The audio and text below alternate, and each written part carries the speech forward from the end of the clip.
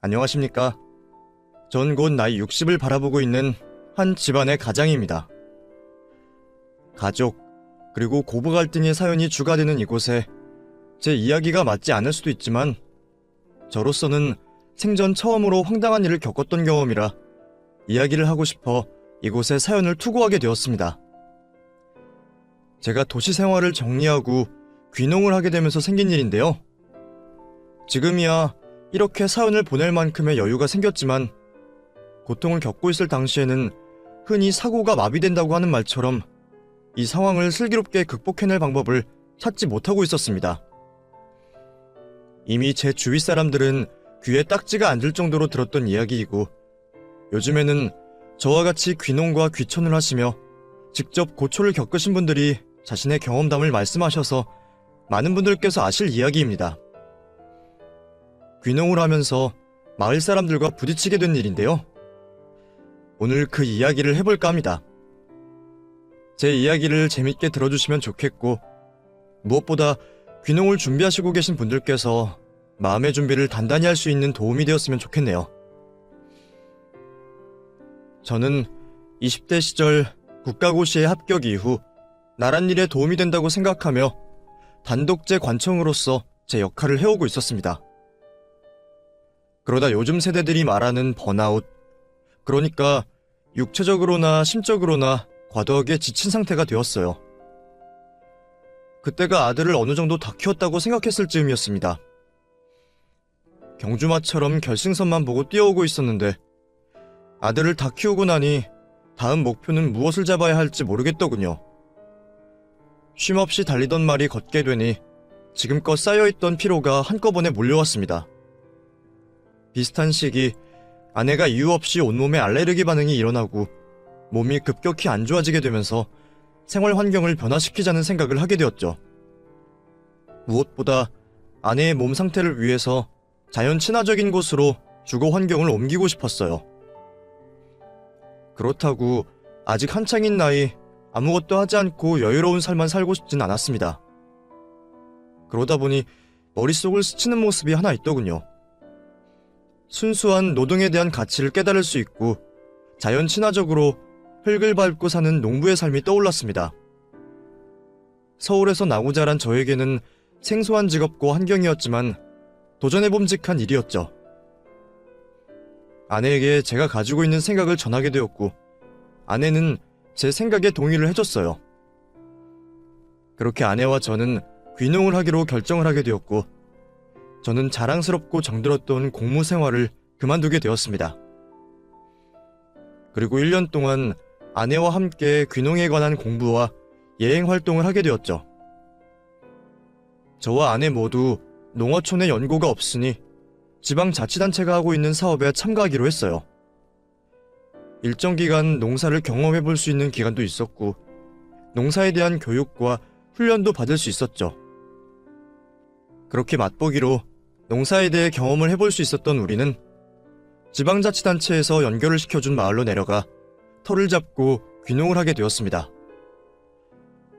그렇게 회사를 다녀야 하는 아들과 떨어진 채 귀농 생활을 하게 되었죠.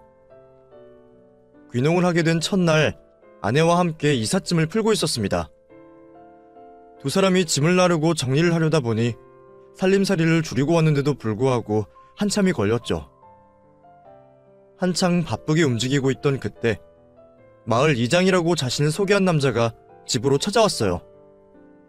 이곳으로 귀농을 오기 전 해당 사업 담당자와 같이 본 적이 있었기에 저도 반갑게 인사를 하게 되었죠. 오늘 이사 오신다는 강인석 씨죠? 기억하실까 모르겠네. 어제 전화통화했던 마을 이장 되는 사람입니다. 제가 먼저 찾아가 인사를 드려야 했는데 죄송합니다. 보시다시피 저희 둘이서 짐을 다 정리하고 있어서요. 반갑습니다. 저 강인석이라고 합니다. 그런데 이장은 인사하러 건넨 손이 민망하게 제 손을 보고도 그냥 지나쳤습니다. 그러곤 피고 있던 담배꽁초를 그대로 물고 신발을 신은 채 제가 들어오라고 하지도 않은 집안 내부로 들어가 집 이곳저곳을 둘러보고 다녔죠. 그러더니 마치 신발 벗는 걸 깜빡했다는 것처럼 말해왔어요. 아이고야, 신발을 신고 들어왔네. 뭐 괜찮죠? 어차피 짐 가지고 왔다 갔다 하다 보면 또 쓸고 닦아야 하니까. 불쾌하긴 했지만 새로 털을 잡게 된 곳에서 좋은 첫인상으로 시작하고 싶었기에 웃으면서 괜찮다는 말을 했고 이내 손님 대접을 하러 준비를 했습니다. 귀농을 하러 내려와서 집을 찾아준 첫 손님이기에 이삿짐이 덜 풀려 어수선하지만 최대한 대접을 하려고 했었어요. 취향을 몰라 이것저것 준비를 한 다음 이곳으로 내려오기 전 지인에게서 받은 귀한 차도 내어드렸습니다. 그런데 이장이라는 사람이 차를 내오자마자 이상한 말을 하더라고요. 강인석 씨, 이거 좀 딱딱하네. 어차피 여기 주민들도 얼마 없고 다들 가깝게 지내니까 그냥 강 씨라고 할게요. 그쪽은 나한테 이장님이라고 부르면 돼요. 다들 그렇게 부르니까. 강 씨는 서울 어디서 살다 왔어? 공무원이란 말은 듣긴 했는데 짐이 별로 없는 거 보니까 높은 자리까지는 못 올라가 봤나 봐. 대뜸 강씨라고 부르며 애매하게 반말을 섞어 쓰기 시작한 이장은 일부러 저와 아내에게 권위적인 행동을 하기 시작했습니다. 마주보며 대화를 하는 중에 다리도 꼬고 이거 가지고 와라 저거 가지고 와라 하며 저희에게 심부름을 시키기까지 했죠. 기선제압을 하려고 그러는지 일부러 그러는 모습이 눈에 보여 맞서지 않고 분위기를 맞춰주며 이런저런 대화를 나누고 있었습니다. 그런데 갑자기 돈 이야기를 꺼내는 거예요. 근데 강씨, 마을 발전 기금은 언제 물어보려고 가만히 있어? 돈 많아? 금액이 안 궁금한가 봐? 귀농 사업을 신청하고 이곳으로 들어오기 전 마을 발전 기금과 비슷한 내용의 돈을 사업 담당자에게 건네준 일이 있었기에 이장이 요구하는 마을 발전 기금은 처음 들어보는 내용이었어요. 순간 같은 내용의 돈이라고 생각했던 저는 이미 돈을 지급했다는 말을 전했죠. 그러더니 황당한 말이 돌아왔습니다. 그건 공식적으로 위에서 헤쳐먹을 거 다 헤쳐먹고 우리한테 떨어지는 돈이고, 진짜로 우리 마을의 발전을 위해서 내는 돈, 그 돈 달라는 거지. 그제서야 이장의 말뜻을 알 수가 있었습니다. 그러니까 정식으로 낸 발전기금 외에 사적으로 마을에 필요한 돈을 내라는 거였어요. 어이가 없었지만 돈 가지고 얼굴 붉히기 싫었고 이전부터 지켜오던 마을에 자치규약이 있을 수도 있으니 괜한 문제를 만들고 싶지 않았습니다. 이제부터 이곳에서 늙어 죽을 때까지 시간을 보내야 했으니까요. 그래서 발전기금이 얼마가 되냐고 물어보게 되었죠. 제가 들은 바가 없어서 잘 몰랐네요. 그럼 마을 발전기금이 얼마 정도 될까요? 강 씨는 집 고친다고 문제된 것도 있고 우리가 도와줄 일도 많으니 한 5천만 내. 뭐 서울에서 살다 온 사람한테 돈 5천이 돈도 아니겠지만.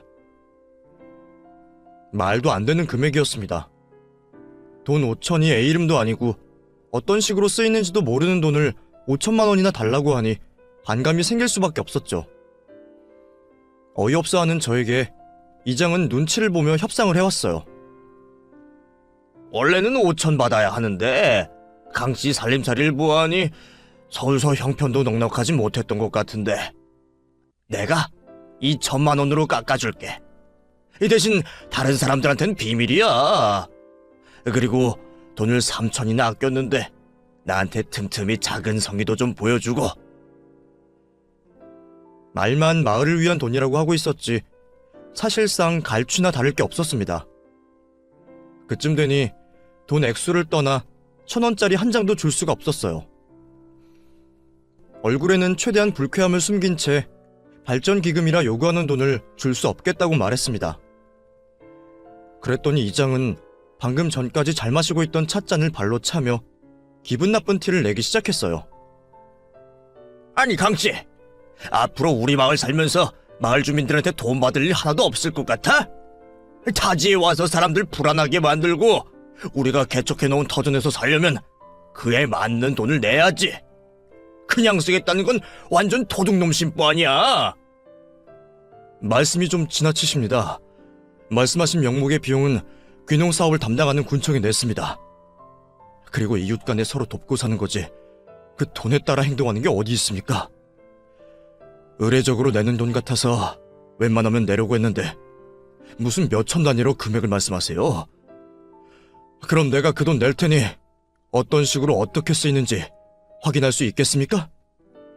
그럼 뭐 내가 강씨 속여서 내 주머니 챙긴다는 소리야? 이 사람이 서울에서 살다 와서 이러나? 왜 일을 어렵게 만들어? 당신 지금 내가 촌에 산다고 무시하는 거야? 그리고 못 내겠다고 쉽게 말하면 되는 걸 뭘 그렇게 어렵게 말을 해? 당신 괜히 말 꼬아서 나 알아듣기 어렵게 하려는 거지? 하여튼 이 도시놈들은 지네들이 다 알고 지네들 말만 맞는 줄 알지? 강씨 당신이 우리 마을로 들어온 거야. 로마에 가면 로마법 따르듯 당신은 우리 말을 따라야 한다고. 내가 여기 통장 번호 알려주고 갈 테니 며칠 안으로 발전기금 내놓고 우리 한마을 사람으로 살아갑시다. 알겠어요? 관계도 없는 열등감을 표출하고 돌아간 이장을 보면서 귀농 생활이 예상처럼 쉽지는 않겠구나 싶었습니다. 그날부터 저와 아내의 귀농 생활은 꼬이기 시작했어요. 물론 그때는 얼마나 고생을 하게 될지 모르고 있었지만요. 다음날 아침 짐 정리를 끝마친 저와 아내는 일찍이 집을 나와 미리 준비한 선물을 가지고 마을 주민들 집으로 찾아가 인사를 올리게 되었습니다. 그런데 다들 아내와 저에게 차갑게만 대하더군요. 낯선 외지인의 방문에 아직은 어색해서 저러나 싶어 본체 많지 않은 주민들의 모습에도 최대한 밝게 웃으며 다가갔죠. 하지만 어떤 사람은 마을에 자리를 잡은 저희가 불편했는지 서울 사람 들먹이며 선물을 가지고 트집을 잡았어요. 아이고, 서울 사람들은 인사할 때 요 아무짝에도 쓸모없는 선물 주면서 생색내요? 난 또 서울에서 왔다고 하길래 엄청 기대를 했더니 이런 건 집에도 많으니까 가져가요. 실용적인 물건이 취향을 타지 않을 거라고 생각해서 선택한 선물이었는데 불평불만을 꺼내는 주민들을 보니 선물을 잘못 선택했나 싶었습니다. 거기다 어떤 사람은 귀농 온 지 이틀 만에 안 된 저희에게 괜히 동네 분위기 흐리지 말고 떠나라는 말까지 했죠. 다른 곳에서 댁들 같은 사람들 많이 봤어요.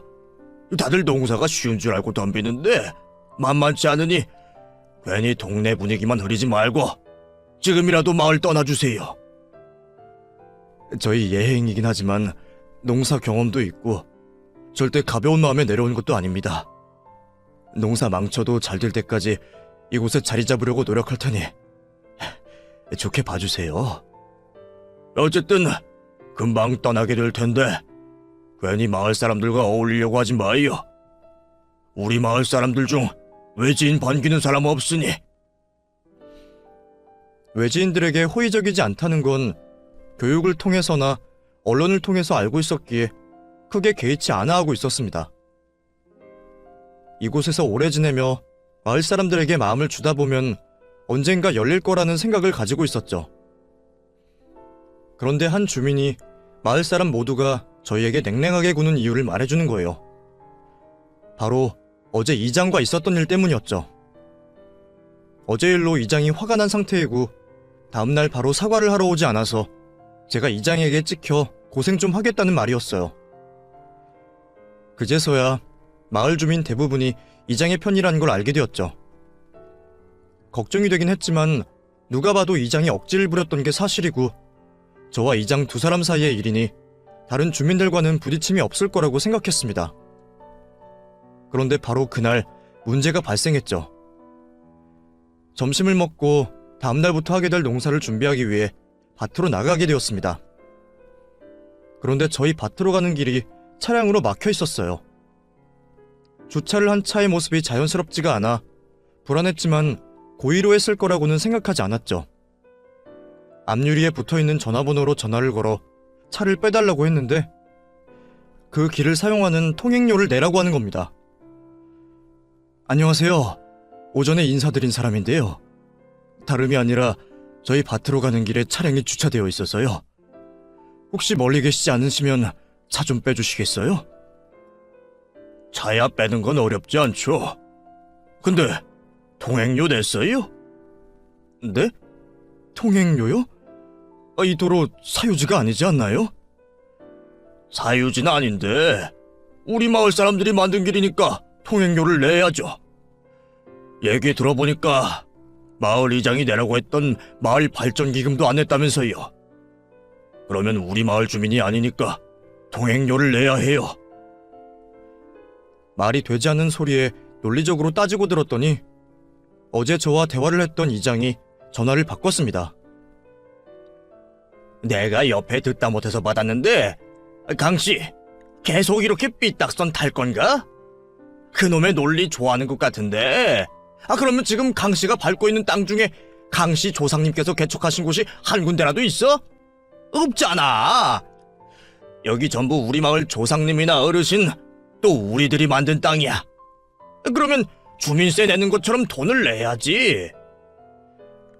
말씀드렸죠. 군청에 발전기금 명목으로 낸 돈이 있다고. 그리고 저도 이곳 살면서 앞으로 세금 낼 만큼 내고 살 겁니다. 그런데 따로 통행료다, 발전기금이다 해서 돈을 더 내라고 하면 이건 잘못된 거죠? 난 모르겠고 내가 달라는 돈 안 주면 앞으로 이런 일 계속될 테니까 그렇게 알고 있으면 됩니다.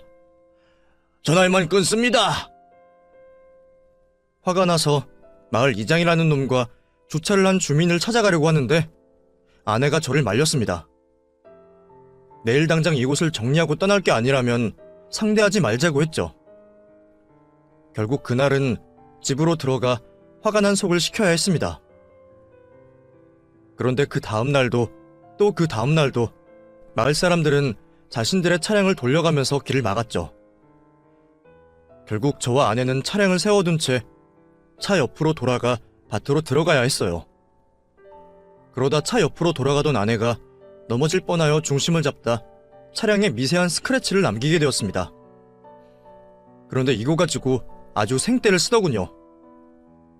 이거 솔직히 일부러 그런 거죠? 그러지 않고서야 어떻게 여길 긁어먹어? 일부러 그런 거 아니고요. 아내가 중심을 잡다 생긴 상처입니다. 어떻게 되었든 간에 저희 때문에 생긴 상처이니까 수리 비용은 드릴게요. 이 사람 내가 시골에서 산다고 누굴 바보로 하나? 왜 여기만 말해요? 여기도 저기도 그쪽이 긁어먹은 것 같은데. 무슨 소리입니까? 그 뒤쪽은 길이 없어서 그 근처로 가지 않았는데.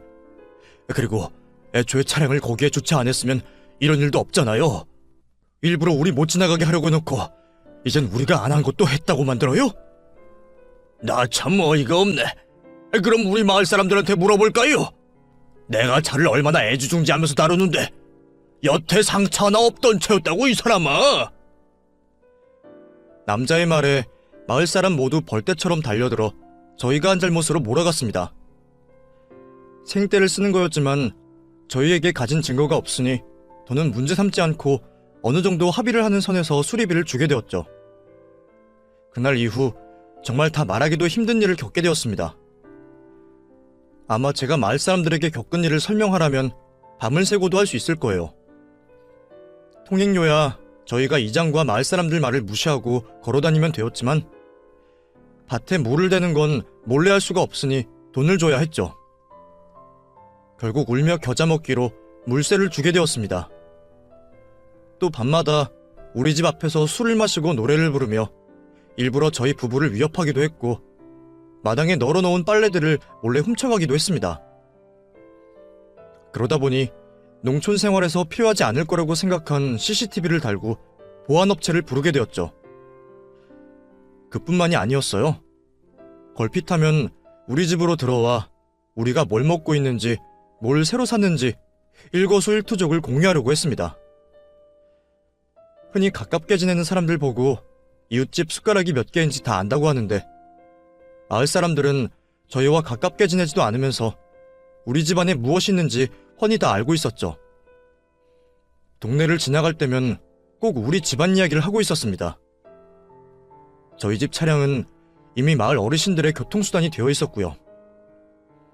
어느 날부터인가는 어르신들께서 저희 집으로 오셔서 마치 버스를 타시듯 목적지로 가달라고 하셨죠.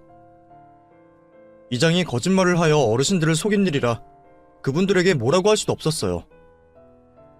그리고 그 정도는 해야 마을 사람들에게 다른 해코지는 덜 당할 것 같아 봉사한다는 생각으로 버스기사 노릇을 자청하게 되었죠. 그러다 결국 제가 폭발하게 되고 주민들과 완전히 등을 돌리게 되는 일이 생겼습니다. 제가 밭에서 시간을 좀 더 보내는 사이 아내가 먼저 집으로 내려가 점심 준비를 하고 있었어요. 그런데 마을 사람들 중 이장을 따르는 몇몇 남자들이 기척도 없이 아내 혼자 있는 집으로 들어왔다고 합니다. 그리고는 커피를 타달라고 말을 했다고 하네요. 저희 부부는 믹스 커피를 마시지 않고 원두를 갈아서 마시는 드립 커피를 마시고 있는 터라 설명을 하고 커피를 내주게 되었는데 그거 가지고 신맛 나는 가짜 커피 가지고 와서 촌사람 취급하며 놀린다며 아내에게 윽박을 지르고 갔다고 합니다. 밭에서 내려온 제가 아내에게 그 말을 듣고 길길이 화를 냈는데 아내는 그 사람들이 이런 일 겪고 또 찾아오겠냐며 이번에도 저를 말렸어요. 자신들이 말한 것처럼 촌사람이라 진짜 커피 모르는 거니 무시하라며 화를 내고 있는 저를 말렸죠. 그런데 그 일이 있고 얼마 지나지 않아 또 아내 혼자 있는 집에 자기들 마음대로 벌컥 문을 열고 남자들이 들어왔다고 합니다. 이번에는 자신들이 직접 믹스 커피를 가지고 와서 아내 보고 커피를 타보라며 던졌다고 했어요. 자기들 손으로 직접 탈 수도 있는 커피를 아내에게 타보라고 시킨 건 분명 안 좋은 의도가 깔려있는 거라고 생각이 들었습니다. 과거 80년대, 90년대 다방에서 일하는 여자들에게 커피를 시키는 것과 같은 의도라고 느껴졌어요. 아내 혼자 있는 집을 마음대로 들어왔다는 것도 화가 나는 판에 더 이상은 참을 수가 없었죠. 아내에게 커피를 타게 한 주민들에게 찾아가 화를 내며 멱살을 잡고 주먹 다짐을 하기 일보 직전까지 갔습니다. 당신들 지금 뭐 하는 거야? 우리 집사람이 당신 커피나 타주는 사람이야? 양손 다 있으면 직접 커피 타먹으면 되는 걸 가지고 왜 남의 집 마음대로 들어와서 커피를 타라 말아야? 아니, 동네 사람들끼리 커피 좀 얻어먹을 수 있지 그거 가지고 사람 멱살을 잡아? 당신 미쳤어? 얻어먹어? 그런 놈이 볼 일도 없는 남의 집까지 커피를 들고 와서 커피 타오라고 시켜? 누굴 바보로 알아? 당신들 일부러 이러는 거잖아. 이것들이 내가 참고 가만히 있으니까 사람을 물러봐. 아내에게 커피를 타게 했던 남자들과 다툼을 벌이고 있을 때 이장이 나타나 중재를 하는 척하며 저에게 동네를 떠나거나 발전기금을 내놓으라는 말을 또다시 해왔습니다. 이거 참 자네들까지 왜 이래? 아무리 외집 사람이 이상한 짓을 한다고 해도 자네들까지 이러면 안 되지. 그만해. 아이 강씨, 이거 지금 뭐 하는 거야? 왜 조용한 동네를 시끄럽게 만들어? 왜 순한 사람들 들쑤시고 다니냐는 말이야? 내가 말했지. 좋게 지내고 싶으면 발전기금을 주던가 아니면 그냥 우리 동네 나가달라고. 왜 이렇게 고집을 피워? 서울은 어떤지 모르겠지만 여기는 강씨 하고 싶다고 다 되는 곳이 아니야. 서로 더 큰일 생기기 전에 빨리 결정해줘. 돈을 내고 마을 주민이 되던가 아니면 고향 찾아가던가. 그 말에 더 흥분을 하게 되었고 잡아 죽이겠다며 이장에게 달려들었죠. 다행인지 아닌지 모르겠지만 아내가 미리 경찰을 불러 큰일은 치르지 않게 되었어요. 그날 이후 저는 마을 사람들에게 생긴 적의를 숨기지 않았습니다. 물론 마을 사람들 뒤에서 저를 괴롭히라고 지시하고 조정하는 이장에게도 증오하는 모습을 숨기지 않았죠. 그렇게 마을 주민들과는 더 멀어지고 따돌림을 받으며 괴롭힘을 받고 있을 때 구세주처럼 다른 귀농 가구가 마을로 들어왔습니다. 드디어 마을 주민들 이외에 마음을 터놓고 이웃으로 지내게 될 사람들이 생겨 기뻐하고 있었죠. 그런데 이장은 저를 타겟으로 잡았는지 다른 귀농 가구에게는 마을 발전 지원 기금의 발자도 꺼내지 않았다고 했습니다. 그리고 그 귀농 부부에게 저와 아내가 도시에 있을 때 범죄를 저질러 이웃 주민들의 손가락질을 이기지 못하고 시골로 들어와 살게 되었다는 거짓말까지 지어냈죠. 아니라고 말해봤지만 마을 사람들 모두 한 통속으로 다른 귀농 가구를 속이고 있으니 저희 말을 믿어줄 리가 없었어요. 결국 그 집 사람들과도 어울릴 수가 없었죠. 새로운 마음, 건강한 몸을 찾기 위해 선택한 귀농이 오히려 도시와 직장에 있을 때보다 더 큰 스트레스로 다가오자 너무 힘들었습니다. 일주일 내내 그곳에 있으면 괜히 몸이 더 아픈 것 같아 아내와 함께 아들의 집으로 올라가게 되었죠. 집을 나서는 것도 일이었습니다. 혹시 마을 사람들이 우리 부부가 없는 틈을 타 집에 무슨 짓을 할까 싶어서 문단속을 몇 번이나 해야 했죠. 그렇게 주말을 맞아 올라간 아들의 집에서 괴로운 마음에 과음을 하게 되었고, 아들에게 이전까지 말하지 못했던 귀농을 하고 난 이후의 사건들을 말하게 되었어요. 그리곤 술에 취해 잠들게 되었죠. 다음 날이 밝고 저와 아내는 집으로 돌아갈 준비를 하고 있었습니다. 그런데 아들이 저희와 함께 귀농한 집으로 내려갈 채비를 하고 있는 거예요. 혹시 어제 저에게 듣게 된 이야기 때문에 저희와 내려가는 건가 싶어 사전에 엄한 일은 방지하고자 저희들끼리 가겠다고 했죠. 내일 출근하면서 뭐하러 우릴 데려다 주려고 해. 버스 타고 가면 금방이야. 넌 그냥 집에서 쉬어라. 저도 딱히 할 게 없어서 그래요. 드라이브나 할 겸 모셔다 드리는 거니 저 너무 신경 안 쓰셔도 돼요. 너 혹시 어제 내가 말한 일 때문에 이런 거 아니지? 그렇다면 괜히 너까지 나설 필요 없어. 아니에요. 정말 모셔다 드리고 바로 올라올 거예요. 아들의 말을 듣고 우려하던 일은 생기지 않겠구나 싶었습니다. 제가 묻는 말에 저렇게 대답을 하기도 했고, 덩치는 남산만 했어도 성격은 여리고 착한 아이라 화 한 번 제대로 낸 적 없는 아이였으니까요. 그렇게 내려갈 준비를 마친 우리는 아들의 차를 빌려 타고 집으로 향하게 되었죠. 고속도로를 타고 내려갈 때까지는 아무렇지 않았는데 지역 톨게이트를 지나고 마을에 가까워지자 괜히 긴장이 되기 시작했습니다. 아내 역시 불안해 보이는 건 마찬가지여서 제가 아내의 손을 꽉 잡아주었죠. 드디어 육안으로 마을이 보이기 시작했고 마을 어귀에 진입을 하여 집으로 향하던 때였어요. 그런데 하필 그 시간에 이장과 그를 따르는 마을 주민들이 한데 모여 있었습니다. 낯선 차량이 마을에 들어오니 다들 경계하는 눈빛을 보였고 마치 검문을 하듯 아들의 차량을 멈춰 세웠죠. 어디 들어가는 거예요? 저희 부모님 댁으로 모셔다 드리려고요. 이장은 내려진 창을 통해 빠르게 뒷좌석에 있는 저와 아내를 훑어봤습니다. 그리곤 괜히 시비를 또 걸기 시작했죠. 당신의 아들인가 보네. 근데 이 집 아저씨는 서울에서 공무원을 했다는 사람이 자식 교육은 개판으로 했나봐. 어째 어린 애새끼가 어른 보고도 인사를 먼저 하지 않고 지 할만만 먼저 이야기하고. 괜히 시비를 걸어오는 이장 때문에 아들도 당황해하고 있을 때 이장은 전에도 말해왔던 길 이용료와 함께 발전기금을 아들에게 재촉을 해왔습니다. 됐고, 자식 새끼가 왔으니 부모가 미루는 거 해결하고 가. 그쪽 부모님이 이 마을에서 살면서 발전기금 아직도 안 낸 거 알고 있지? 그리고 지금 자네 차량이 밟고 있는 길, 이 길 통행료도 아직까지 안 내고 저렇게 버티고 있네. 자네도 부모님 데려다주고 집으로 올라가야 할 거 아니야. 그런데 우리 땅 밟았으니 사용료를 내야지. 안 그래? 긴 말 할 거 없고 내가 금액 불러줄 테니 지금 계좌이체하고 가. 지금 우리 아들한테 무슨 말을 하는 겁니까? 당신 왜 애먼 사람한테까지 억지를 부려요? 상혁아, 저 사람 말 신경 쓰지 말고 우리는 여기서 내릴 테니 차 뒤로 빼서 집으로 가. 말이 통하지 않는 사람이니 아들과 더 이상 말을 섞게 할 수 없었습니다. 아들에게 돌아가라고 했죠.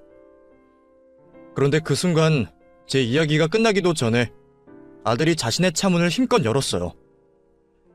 그러다 운전석까지 얼굴을 들이밀고 있던 이장이 길바닥에 나자빠졌죠.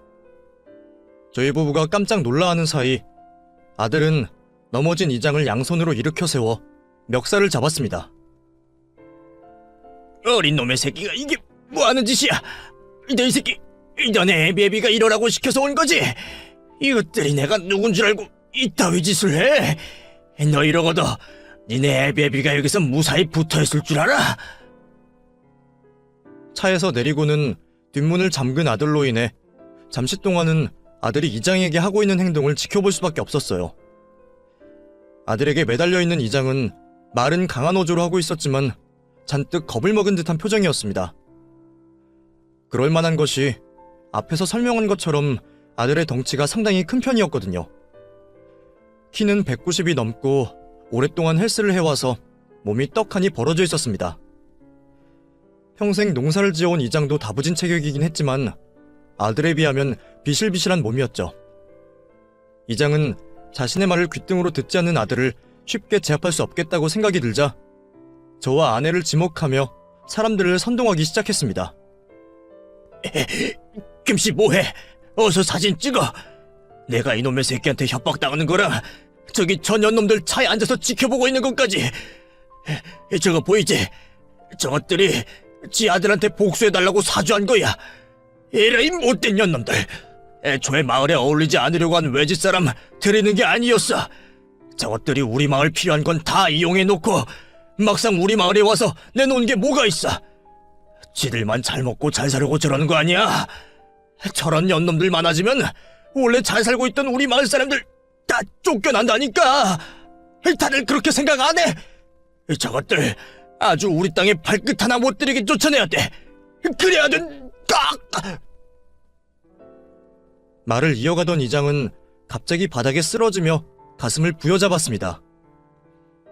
이장의 헛소리를 듣고 있던 아들이 허리춤에 차고 있던 무엇인가를 이장 가슴에 꽂았거든요. 아들에게 가슴을 맞은 이장은 과장된 몸짓과 소리를 치며 바닥에 뒹굴었습니다. 아이고 나 죽겠네 나 죽겠어. 다들 이거 봤지? 이제 하다 못해 이것들이 사람까지 친다니까. 아이고. 한참 동안 엄살을 부리던 이장은 자신의 손에 잡히는 신문을 옆으로 치워놓다 무엇을 봤는지 다시금 신문을 들어 확인을 했죠. 그리고는 저와 신문을 번갈아 봤습니다. 그러더니 갑자기 이장의 얼굴이 새하얗게 질려갔고 엎어진 자세에서 그대로 무릎을 꿇고 기어오며 저에게 빌기 시작했죠. 아이고 강씨, 아니 형님, 제가 죄송합니다. 저보다 형님이시고 귀한 분인데 제가 몰라 뵀었습니다. 코딱지만한 시골 촌구석에 있다 보니까 제가 세상 돌아가는 걸 모릅니다. 또 제가 무식하긴 얼마나 무식합니까? 제가 앞으로 두 분께서 저희 마을에 생활하실 때 불편한 거 하나 없게 만들 테니 제발 이전 일은 없었던 일로 좀 부탁드리겠습니다. 제가 정말 잘못했습니다. 방금 전까지만 해도 입에 험한 말만 늘어놓던 이장이 갑작스레 태도를 바꿔 저와 아내에게 하지 않던 존칭을 쓰고 잘못을 했다며 빌어왔어요. 도대체 왜 이러나 싶어서 이장이 손에 들고 있던 신문을 펼쳐보았는데 그곳에서는 퇴직을 하기 전 찍힌 사진이 있었습니다. 그리고 그 옆에는 저와 절친한 후배 동료도 같이 나와 있었죠. 신문에 있는 그 사진을 보니 이장이 왜 이러는지 알 것 같았어요. 사실 사진 속 저와 같이 찍혀있는 후배는 제가 이곳으로 귀농을 하기로 결심을 하게 만들어준 사람이었고 동시에 이 마을의 유일무이한 자랑이자 지금까지 마을의 지원을 아끼지 않고 해주고 있는 사람이었죠. 저보다 더 일찍이 퇴직을 했던 후배는 자기가 태어나고 지냈던 고향이 쇠락해가는 모습에 가슴 아파했고 자신이 나서서 고향을 일으켜 세울 수 있는 일을 할 수 있길 바랬습니다.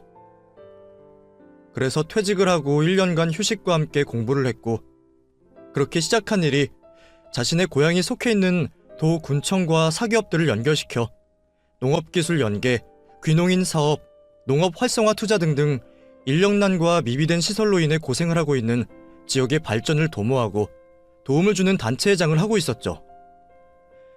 후배가 그 단체 일을 하고 자리를 잡아가고 있을 때 제가 퇴직을 하면서 귀농을 하기 위해 조언을 구하게 되었고 마침 후배 고향의 지방자치단체에서 귀농 사업이 있다는 걸 듣게 되어 추천을 받았던 겁니다. 그래서 제가 그곳으로 오게 되었던 거였고요. 후배는 마을의 자랑이자 높은 자리까지 올라간 공무원 나으리였고, 마을 발전을 위해서는 없어서는 안 되는 귀한 인물이니 귀한 대접을 받을 수밖에 없었겠죠. 후배 입장에서는 자기에게 후한 대접을 해주는 마을 사람들이 당연히 좋은 사람들이라고 생각을 했을 것이고, 그런 사람들 사이에서 제가 잘 적응을 할 거라고 생각해 저에게 그곳을 추천을 해주었을 겁니다. 아마 제가 첫날부터 그런 일을 당할 거라고 생각하지 못했겠죠. 그것도 이장 한 명 때문에 온 동네 사람들이 저에게 등을 돌릴 거라고는 더더욱 예상하지 못했을 겁니다. 어찌되었든 아들에게서 신문을 건네받은 이장은 당연히 후배를 알아봤고, 저와 가까운 모습을 하고 있는 신문 속 사진을 보자 저에게 태도를 바꿨던 거죠. 비굴한 태도를 보이고 있는 이장에게 아들이 직접 저와 후배의 끈끈한 사이를 알려주었어요. 아들이 하는 말을 듣고 이장도 놀라고 있었지만, 그 모든 내용을 옆에서 듣고 있던 마을 주민들이 더 많이 놀라고 있었습니다. 마을 사람 모두에게 존경을 받고 있었던 후배였던 만큼 아들의 말에 다들 자신들이 저와 아내에게 저지른 잘못들이 생각났는지 어쩔 줄 몰라 하고 있었죠. 마을 이장이 전보다 더 애타게 자신의 잘못을 빌어왔지만 그 인간에게 사과는 받고 싶지 않았습니다. 그때 하던 사과도 진심이 있다고는 생각이 들지 않았으니까요. 무릎을 꿇고 두 손을 싹싹 빌고 있는 이장을 무시한 채 저와 아내는 아들의 차량을 타고 집으로 들어갔습니다. 아들에게는 일이 잘못되었으면 어쩔 뻔했냐며 말을 하면서도 일을 해결해준 아들에게 고맙다는 말도 잊지 않고 해주었죠. 아들이 아니었으면 이장과 마을 사람들 행동에 지쳐 어렵게 결심한 귀농을 포기했을 겁니다.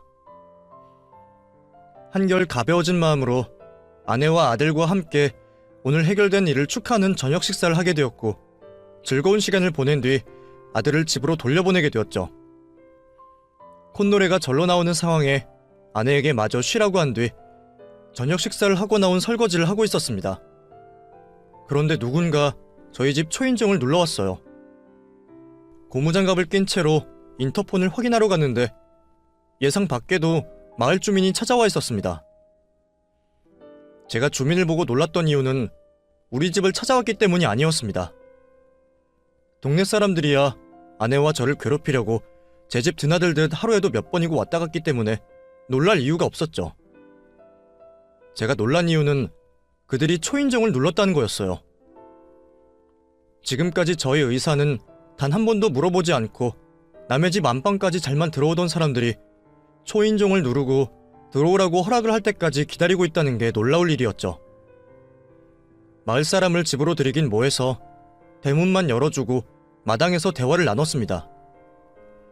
저와 있었던 일에 대해 사과를 하던 주민은 제가 지난 일들에 대한 사과의 표시라고 하며 직접 담근 담금주를 주고 갔어요. 그리고 그 사람을 시작으로 온 동네 사람들이 연이어서 저희 집 초인종을 누르고 방문을 하기 시작했죠. 맨 처음 사람과 마찬가지로 다들 손에는 뭐 하나씩을 들고 와서는 저에게 사과를 했습니다. 그리고 그 중에는 마을 이장 역시 있었죠.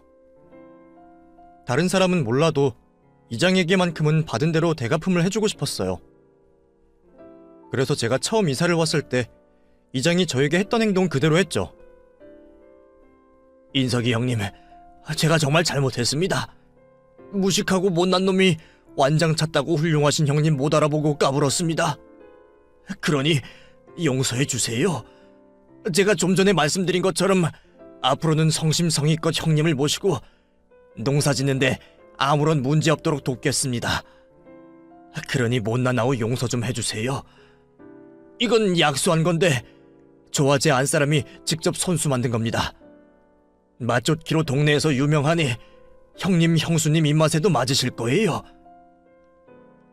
서울 사람 인심이 없다느니 정성이 없다느니 별별 소리를 다 해놓고 겨우 이런 거 가지고 성의 표시라고 내밀어? 그놈의 전란 시골 인심 좀 받아보려 했는데 이건 뭐 안 받으니 못하구만. 어차피 난 그쪽과 볼 일 더 이상 없으니 가져가세요. 투명하게 말을 하며 이장이 내민 선물을 발로 쳐서 넘어뜨렸습니다. 예상 못한 제 말투에 진땀을 흘리던 이장은 어떻게든 만회를 하려고 또다시 무릎을 꿇고 빌었지만 전 쉽게 이번 일을 끝내지 않았죠. 그리고 아까부터 형님 소리 계속 붙이는데 그쪽과 내가 형님하고 할 사이입니까? 서울 사람 싫어한다면서? 그리고 뭐 학벌 가지고 째지 말라고 했었나? 그 나이 먹어서 째는 게 뭐야? 이장이라는 사람이 그런 단어밖에 못 써. 당신 같은 사람이 이장 자리에 있는 게 문제야. 마을 얼굴이 될 사람이 이러니까 시골 사람 무식하다, 못 배웠다 이런 인식이 안 변하지. 못 배우고 무식하면 착하기라도 하던가 아니면 마을 일이라도 잘하던가. 당신 하는 일하고는 이장이라고 으스대고 남들 싸움 부추기고 귀농한 사람들한테 돈 뜯어내는 거밖에 없지. 내가 보아하니까 당신이 마을 위해서 하는 게 하나도 없어. 마을 기금, 이장 수당으로 사람들 술 빼채워준 것 빼고는 하는 일이 하나도 없다고. 내 성격 같아서는 당신 강요 및 업무상 횡령으로 처벌받게 하고 싶은데 내가 참는 줄로만 알아. 내가 싸움하려고 여기 내려온 거 아닌 걸 다행으로 생각하라고. 그렇게 꼬랑지 내린 개마냥 한참 동안 저에게 혼이 났던 이장은 어깨가 축 처진 모습으로 집을 떠났습니다. 그날 이후 이장은 더 이상 이전처럼 어깨에 힘을 넣고 다니지 못했고 저와 아내는 마을 사람들과 자연스럽게 잘 어울릴 수 있었어요. 마을 주민들도 외지인에 대한 경계심 때문에 저와 아내를 괴롭히기도 했지만 대부분 할 수 없이 이장이 시켜서 또 무조건 마을에 도움이 된다는 이장의 말에 마을을 위한 사명감으로 저지른 잘못이었기 때문에 오해가 풀린 뒤로는 금방 저희들과 가깝게 지낼 수 있었죠. 그 일이 있고 시간이 꽤나 지난 지금도 저희 부부와는 마을 사람 모두 이웃사촌지간으로 잘 지내고 있습니다. 그 사이 마을에 바뀐 점도 많습니다. 우선 제가 새로운 이장이 되었고 마을 안으로 젊은 농사꾼들을 불러 모으고자 귀농을 하는 사람들에게 친화적인 마을 분위기로 바꾸려 노력하고 있죠. 마을 주민들이 노력을 해준 덕분인지 겨우 둘이던 귀농 가구가 지금은 6가구가 추가되어 총 8가구가 되었습니다. 8가구 중 4가구는 젊은 주민들이라 조용한 동네에서 아이들 웃음소리도 나게 되었죠. 앞으로 제 목표는 우리 마을에 더 많은 귀농 인구가 들어와 더 번성하고 더 활기찬 마을로 만드는 겁니다. 물론 그러다 보면 제가 처음 귀농을 왔을 때처럼 작고 큰 일들을 겪을 수도 있겠지만 그땐 또 지금처럼 행복한 상황을 만들어주는 해결 방법이 있겠죠. 제 이야기를 들어주셔서 감사합니다.